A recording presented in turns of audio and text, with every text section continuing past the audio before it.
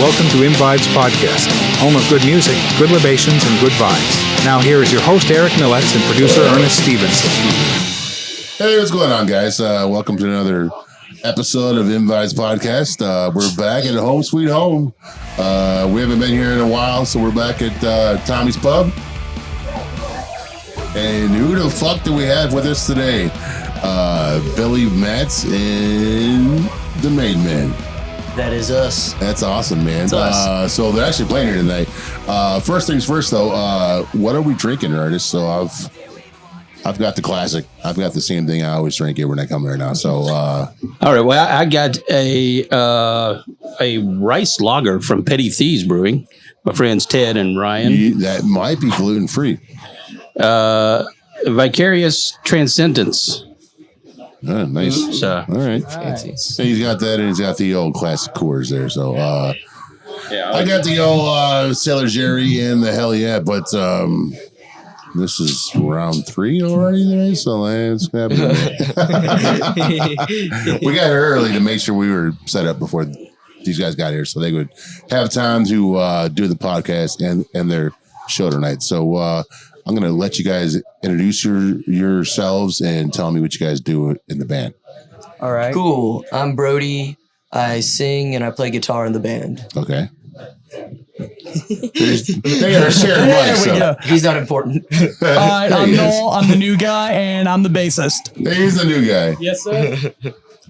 I'm Andy, or Nub Nub, and I play the drums. That's man. That's awesome. You guys are from Atlanta, Georgia, right? Yep. All and right. he's from Burlington, North Carolina. Oh, The one and only. all right. You know what? Oh, let's move that so you guys can both. There you go. There you go. Burlington, North Carolina. I spent some time there, man. That's where Burlington Coat Factory started. Yes, sir. Yeah, it is. Yeah. Yeah. This fucking guy. Travis is high. You know what else is in Burlington, North Carolina? Not a damn thing. That's it. They have a Hooters. Oh, really? Yeah. We got that going for us. Yeah. Yeah. All right. Well, that's the thing, I guess. So you guys have been a band since when? 2000 and 18. Something like 2018. Before I say something wrong, yeah. It's kind of 2018. It kind of started out more like me and my brother just kind of fuck around. We're younger, just kind of doing stuff, but taking it serious. About 2019 is when we started like playing gigs. And then pandemic happened right as we started kind of gigging more and picking up steam. Yeah.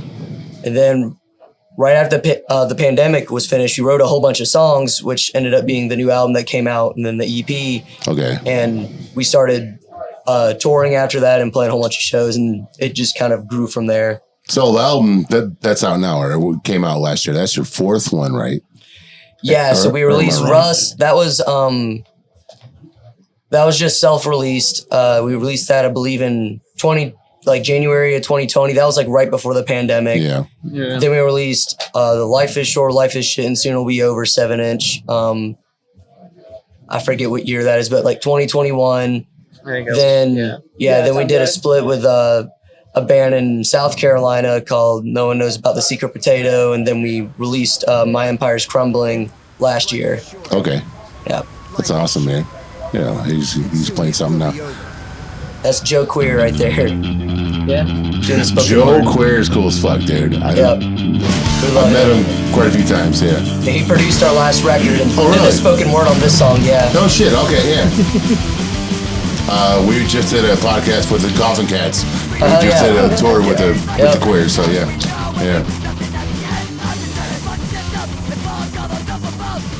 Man, you guys are awesome. Goddamn, this is I like to call it classic punk rock. It's not. I don't know what you guys call it, like pop punk or anything, whatever. We take a lot of inspiration from like Circle Jerks, Big Boys, Government Issue, Naked Ray Gun, Bad Brains, Dead Kennedys, all those kind of like the 80s hardcore. Like we were really into that, so our style is kind of fashioned after that. Clash is my always all-time favorite. London band Calling's of the all first time. album I got. Is it really? Yep. No shit. Yeah, that's Yep. a man. Classic. London Calling gives me a boner when I hear that. I love that album. Yeah. I feel the same way. It's a really good I mean, it's one of the few. It's perfect all the way to the beginning, but it's also a double album. Like how many bands? It's hard enough just to have a solid album, but then to have a double album that is also solid solid. all the way through. Like there's Every not a song weak Well, it's song. every funny song. because everyone claims that Give 'Em Enough Rope was their best album. And I agree with that. Side A is a great album. Yeah, Side B to Give 'Em Enough Rope. It's got some good songs on it though. Yeah. I agree. The side A is really strong, and I like side B, but it's not quite as strong as Right, yeah. Save the European Home. That's a fucking perfect album opener. Yeah, it is. Yeah. Yeah. I mean, cheers, guys. Cheers. Cheers. They're going to drink after the show. So I'm so fucking pumped you guys are playing that here tonight, man. And you guys agreed to do the podcast. Last time you guys came through, you guys are opening for the Subhumans in Colombia. And I walked in just as you guys were wrapping up your set. Oh, really? So I missed you guys. I'm like, God damn it. I saw your merch on the table. And I'm like, I've heard their stuff. I want to buy it, but I want to see them live first. So tonight I'll maybe. Hell yeah. Yeah, that show was fucking rad. We're a huge fan of the Subhumans, so that was a great show. bucket list. They're one of my favorite punk bands. Yeah, they're one of our inspirations too, and getting to go up there and play with them, and we talked to them throughout the show, and they were all super nice, super friendly, super cool. So that was cool. Yeah, they were like hanging out and talking to people and everything. So it was. Well, that's what they came out and watched us play when we were playing and shit, Oh, really? which I thought was just really? super rad. Yeah, that's awesome. Hell yeah. Because that would have sucked if they're all assholes, and then Yeah. Have you toured with any bands that were assholes? I don't want you to drop any names, but hence we haven't toured with any bands that we played with bands that have been assholes, but we haven't toured with bands that have been assholes. I can't think of any band we tour with. Normally, if we tour with a band for a period of time, it's like we're buddies with them, we know them, or something like that. Or Yeah. But I mean, we've played with some asshole bands, but honestly, we've kind of found it when you're out on the road. Most people are super cool. They want to help the scene. Everybody's all like in it together with the way I think the punk scene should be. Absolutely. I mean, and you get a few duds here and there, but that's just the way it goes. Yeah. They just changed venues down there in South Carolina at the Brooklyn Tavern. Yeah. They closed that venue, which I'll admit I didn't really like that venue. It was very weird, kind of weird because the way it was laid out, like I felt like a lot of people were like watching it from the side of the stage, and it felt also very small. Like the Subhumans was playing there, and I mean that room was so packed, and it was like a Tuesday or Wednesday. That I was trying to hop down in that pit when they were playing. I'm like, there's no fucking room. Yeah. If I go down there, I'm just gonna lay on somebody. Yeah. Yeah, that was a great show. I'm glad they moved venues. So you guys came from Atlanta, Georgia. Your influences you guys have already talked about. Well, how about some early bands you guys have been into or have played with at Well, some cool bands we've played with. You already said Subhumans. That was really cool. Last year we got to play with Agent Orange, open up for them at the Whiskey. So that's Whiskey up in Go-Go. Asheville, right? That's up in LA. Oh, Whiskey no Go-Go. shit. Whoa. Yeah. So that was really cool. What were some other cool bands we played? We got to do a 3-day. We got to do a 3-day tour with HR from Bad Brains. That was really cool. He was super cool. Nice. Saw that earlier. Yeah. I was at, matter of fact, when I was at Lunchbox, the guy was like, have you ever seen HR solo? I'm like, no, I've seen Bad Brains a few times. I've never seen HR solo. But HR has come through here before. I've never seen him solo. So how is he by himself? He only plays his reggae stuff, and he'll play like the Bad Brains reggae stuff. But I mean, it's good. It's IMI and stuff like that. Or I'm sorry. Yeah, like I Survive I. I'm sorry. It's not IMI. Yeah. Yeah, and it's good. I prefer the Black Flag, the fast stuff, but it's still cool. And it was cool just being around HR, just a living punk legend like that. It was pretty cool. Was he cool to be around, or was he weird? you know, we weren't sure exactly what to expect, but he was super nice, super cool, you know. It's a quieter guy, but yeah. Yeah, but he was super cool. Wow. You know, everybody in his band were super nice. You know, that was a really fun few shows we did with him. Yeah. That'd be awesome. I would love to meet Jake. Yeah, and he's Yeah. from what we saw, he was cool. People would always walk up to him, ask him to sign whatever, and he'd sit there, sign everybody's stuff, and just, you know. That's sick. Yeah. The Bad Brains records, they go from like being one of the fastest bands with the most aggression right to reggae, and you know, right. And somehow it seems to flow pretty well between each other on the albums too. It does. Bad Brains has always been a big influence on me.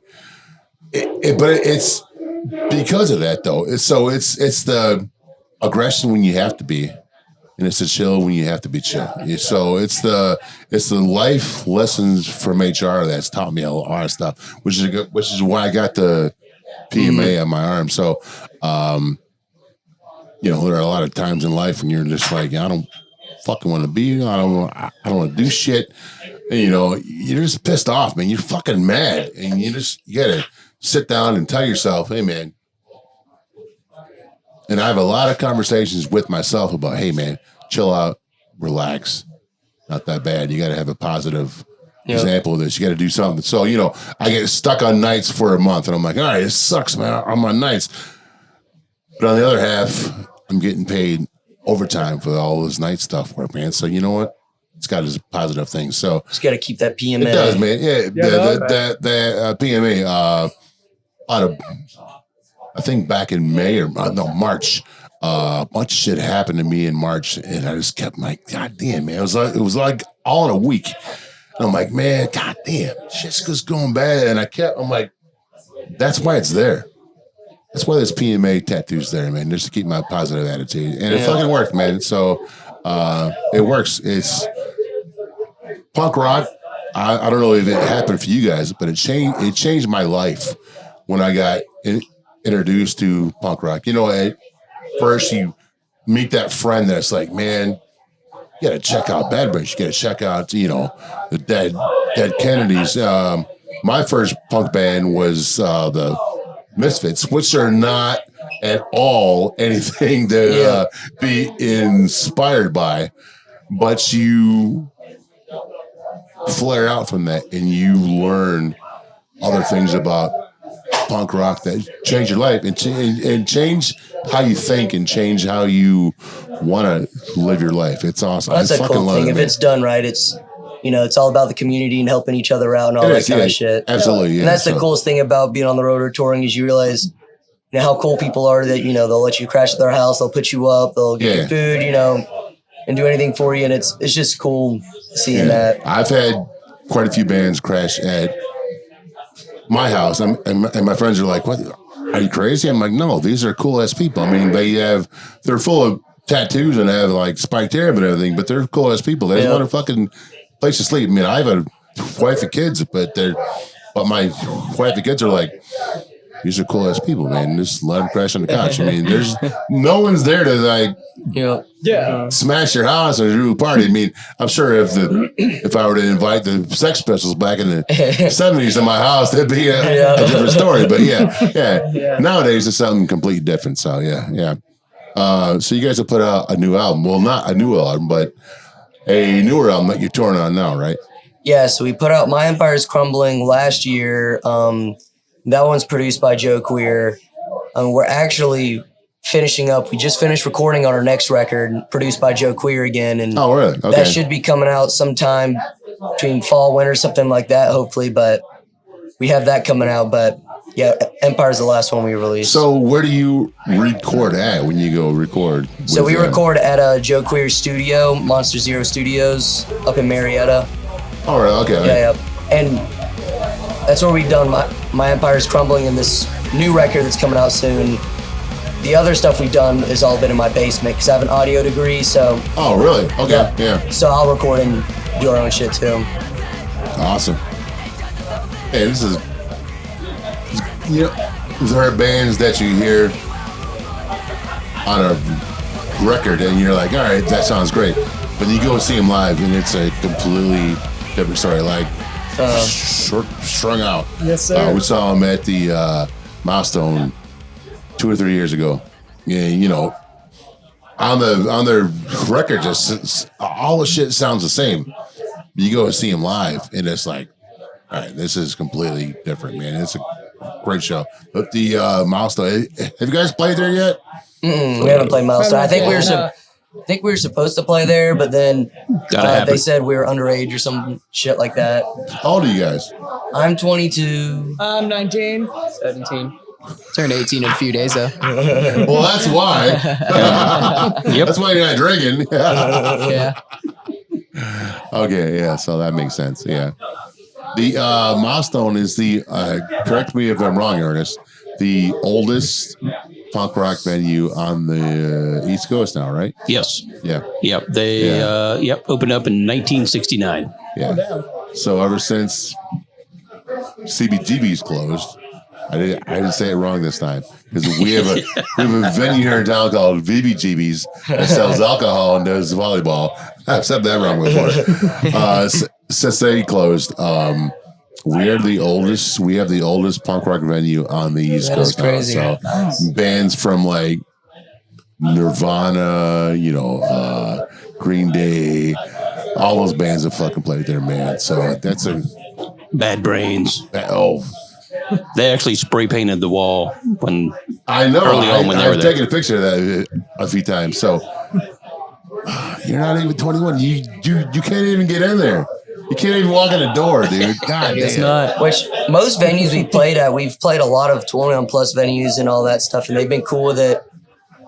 There's only been a few exceptions, and Milestone was one of those. We were booked there, and I think, if I remember it right, I think they knew we were underage, but then afterwards they kind of decided that they didn't want us, or which I get because places have liquor licenses and all that kind of shit. Well, so this is a bar, so I mean, we've been this playing is here for like 4 or 5, this is like 4 a- years. 21 and up show. Yep. Except for the band. So Yeah. We played a lot of those. We played a few places, like when we played Doll Hut up in Anaheim. They made the bass player and Andy stand outside until our set because they were underage. Wow. Then walk in.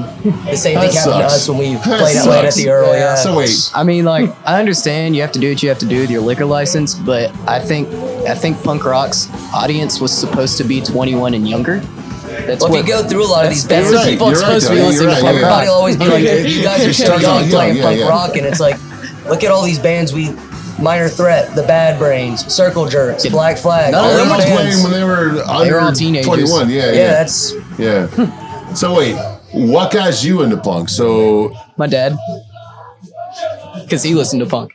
That's what got me. That's what got me and him into punk. same damn bands, What's that? same bands, same like yeah. We were Yeah. Black pretty much in Flag that. and yeah. Yeah. Yeah, he was that kind of thing. actually like I've always been very much into music and listening to the Ramones and all that shit from an early Yeah, age. it took me longer. It took a Weird Al show. Weird Al Yankovic. Weird Al. He took a Weird Al show. Yankovic. To get Got Weird Al Al's addicted awesome, dude. to Weird Al for like a year or two. Started playing drums and then that was it. That dude is crazy. Oh, I love Weird Talented. Al. man. Weird Al. Crazy talented. His band doesn't get enough credit. Anyways, so where you guys going next on this tour, and how far are you guys going on this tour? So tomorrow we'll be in Chapel Hill at the local 506. Okay. Yep. And we'll be ending the tour on August 11th in Birmingham, but we're basically going up the East Coast, dipping into Canada, going down the West Coast, then wrapping right back down to Atlanta where we're from. Okay. Are there any bands you guys are gonna play with, or just? So Saturday we're playing with Zero Boys in Indianapolis, so we're super psyched on that to get to just open up for them because yeah. they're one of our favorites, but getting to open up for them in their hometown, Yeah, that'll that be should cool. big, yeah. Playing with Mike Watt. What? Oh, That'll be really cool. I Yeah. love Mike Watt. So, our last guest on the show. I'm sorry, I don't mean to cut you off. Jeremy from $1 Million Movie, $1,000 Movie. that was another movie. He just got a record with Mike Watt as well. So Oh, really? he's our bartender here on Sundays. He makes I know y'all can't join, but you can. He makes phenomenal tiki drinks. So he recorded with them? Yes. That's cool. The band we're actually touring with, Round Eye, they're from China. They're coming down here, and we're meeting up with them Friday.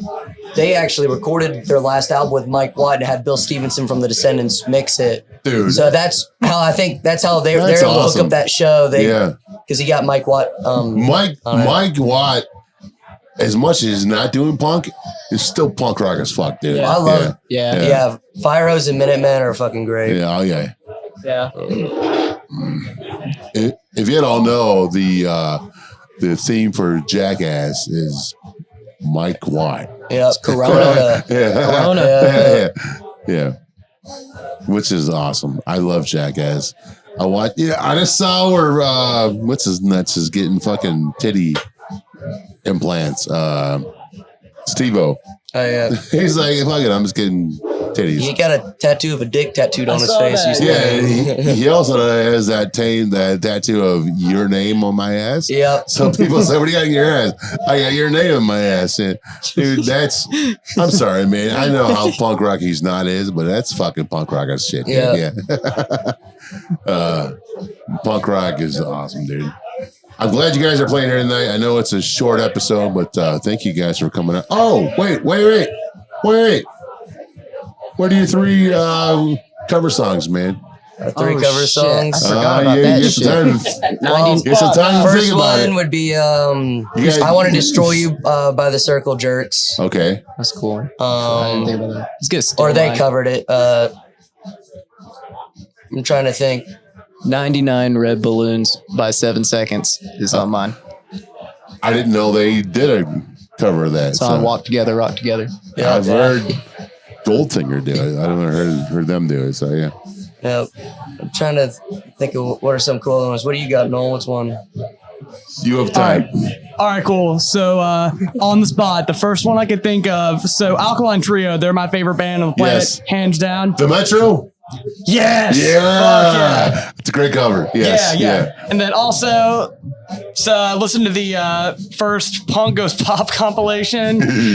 Okay, they were all shitty except the first one where it was like they were doing like 80s metal bands. Yeah. So I love the Strung Out cover of Bark at the Moon. That's my favorite Ozzy song. And then the Ataris did a really good version of I Remember You by Skid Row. Oh, it's like, really? I love the first Skid Row album except for that song. And so it works a lot better. It's just like a 3-chord like pop punk song. Slave to the Grind was a great album after that. Oh, fuck yeah. That was one of the, you know what? That's probably one of the few cock rock bands that had a good follow-up album to their debut album. Yeah. They got heavier. It's great. Yeah, it did. All right. What else you got? Viva Las Vegas by Dead Kennedys. Yeah. Isn't that an Elvis cover? I have to say, that is. Naked Ray Gun covering Suspect Device by Stiff Little Fingers. That kind of got me into Stiff Little Fingers. Pegboy does a cool cover. Stiff Little Fingers from Ireland. There's not many really good Irish punk bands, but there's very good Pogues. Well, I was going to say, there's more than you think. Yeah, the Pogues. Absolutely. Yeah, the Pogues. I love the Pogues. R.I.P. Shane McGowan. You should be on that one. So Joe Strummer was with the Pokes. For a minute, we did a chili cook-off here, and when we do the chili cook-off, I always spin punk, and I was like, "Dude, you gotta spin some Pogues." I'm like, I didn't have any Pogues.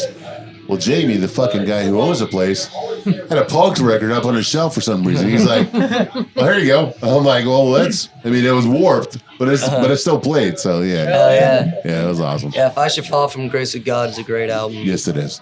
Yep. Yeah, they were like first 4 or 5 are really good. Yeah, and then he went to Boomtown Rats or whatever band it was. He after the Pogues. Oh no, what is it? The Shane McGowan and the Popes. And the Popes? Shane McGowan and the Popes? Yeah, he did Shane McGowan and the Popes. Yeah, that's right. Boomtown was before. Like I was like early. Yeah. Was it? Okay. Yeah, it was like 70s, late 70s. I thought Boomtown Rats was the band that had the I Don't Like Mondays. Yeah, it's like early 70s or something. Yeah. Late 70s or something. I didn't care for them. Nah, I'm not. They're all right, I guess. Anyways, though, yeah. So, you guys got a few more left in your gas tank? Then X, they do a cool cover of a Soul Kitchen. Yeah, they do a cover of Soul Kitchen. Yep, it's on Los Angeles. Surrender by Pegboy. Surrender by Pegboy. Cheap Trick song. Yeah. Yep, and they do That's When I Reach for My Revolver cover. That's really cool. Yes. Paranoids. I've heard Moby do a cover of that. Yeah. And I was like, I don't know about this, but Moby does a really good cover of that. Yeah. Yeah. Trying to think of some other bands that's done cool covers. You know, it's funny because I reach for my revolver, which is my phone, and I have all my covers on my phone. So. Which I love. Mission to Burma. They're super rad. Yeah, they are. I actually took lessons from Roger Miller a few times. I was saying they actually, I think they went on tour for a short while here as of late. They went on tour a while back. They had the reunion stuff. I've known recently in the past few years they said they're done playing as Mission to Burma. There's nothing else to do there, but I'm hoping that they'll come back because that'd be fucking rad to get to see. The Damned, Alone Again, or that love song. They do Alone Again, or would you go to see Looking at You by would you go see the Sex Pistols with the dude from The Gallows singing for Johnny Ride with the original band? No, because that's what they're touring as now. They don't want to invite Johnny back. No, I mean, just imagine what the price of those tickets would be. I wouldn't want to see that because Johnny Rotten's also a part of like just his voice of the Sex Pistols. You know, I don't want to see something like that.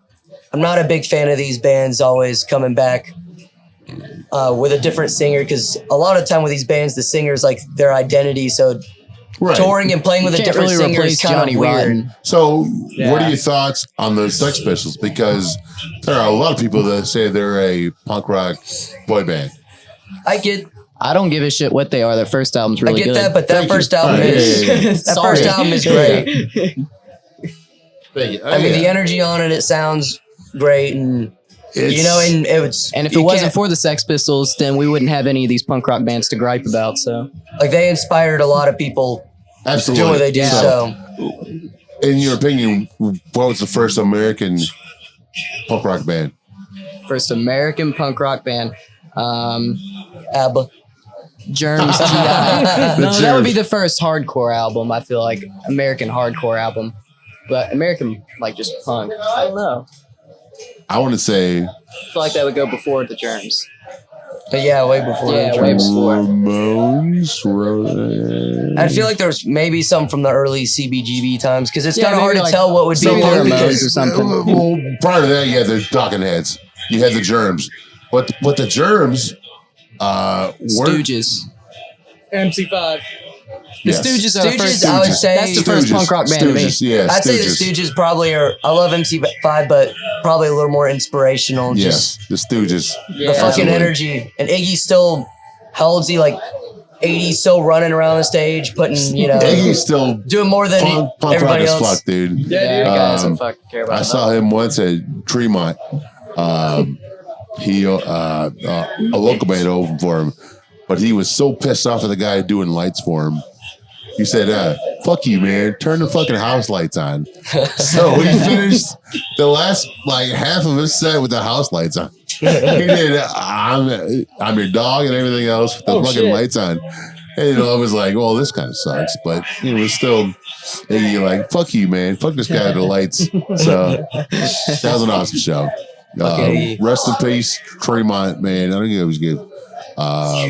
Are there any venues where you guys live down in Atlanta that are gone now, and you guys were still around? The Masquerade. I had an older location. It's still around, but they've moved the location for that. And I have to say, the new location is cool. It's weird though. It's like three separate venues. Because I was younger, and when I went to the old Masquerade, he never had the chance. But I saw some of my first punk rock shows. I remember seeing Flag, which was Keith Morris, Chuck Dukowski, Des Cadena, Stephen and Bill Stevenson all playing Black Flag stuff. Wow. And that was, you know, watching that because that was one of my like first punk rock shows where I was in the tiny club. It was all packed in. You know, they didn't really talk between songs. It was just song to song. They played, you know, like 30, 40 fucking Black Flag songs. And yeah, because now like the Black Flag that's touring, it's just Greg. It's on just guitar. Greg and it's what's his nuts? Mike Vallely singing. Which Mike sounds great as Henry. I like him. I like Flag much better. And to be fair to that, that was also I watched that when I was when I saw them, I was way younger, and that left a really big impact on me watching Flag play. Yeah. My favorite Black Flag stuff is stuff before Henry Rollins. So, but Keith Moore stuff. Yeah. I love Chavo, Ron Reyes, Chavo. Yeah, the Chavo. Jealous Again EP is my favorite. Yeah. Probably out of the stuff they've done, but that first 4 years I think is great. Damaged is great. Then afterwards, I think it gets very spotty. It was like, why is your Black Flag tattoo red? I'm like, it's damaged, man. It's damaged. Yeah. Yeah. That's a great album, dude. Everything from Black Flag, even with the guy you talked about earlier. Henry? No. The Chavo. Yep. Chavo. I saw him play with him, and they did the whole. They did the whole. Fuck, which album is that? The one with the Cutters. Jealous Again. Yes. Yep. They did that whole album from like front to back that night. Yep. That was a great album. Yeah. Yep. That was at the old chop shop we had here in town, but some landline came in and they closed. All of our cool shit here in this town is closing, man. So luckily we still got Tommy's. Yeah, you need places like that that'll. My phone? Yeah, your phone was playing "Hurt" by Johnny Cash earlier. Yeah, no, I think it's just running through covers. It was. It was. Hell yeah. No, it was playing Twisted. Sorry, I'm a juggalo, and will always be a fucking juggalo, man. I'm born and raised in Detroit. Fuck you, Ernest. I see you over there shaking your head. Anyways, thanks, guys. Sick Thanks for being on the individuals. show, man. Great episode. Can't wait to hear you guys play tonight. Last time you guys played, I missed you guys, so I can't wait to hear you guys play tonight. So, thanks, guys. Yep, no problem. Thank you for having us on. Thank you.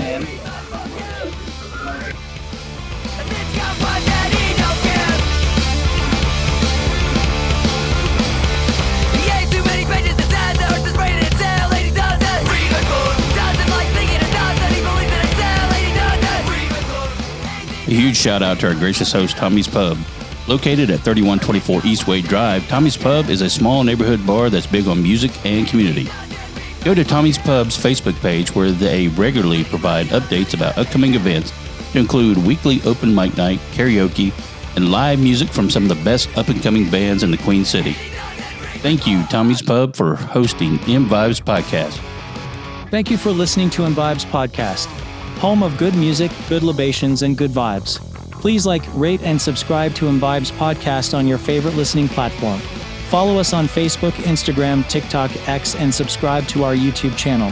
Also, consider supporting ImVibes Podcast with a small monthly donation to help sustain future episodes. You can find the link on our Spotify show page.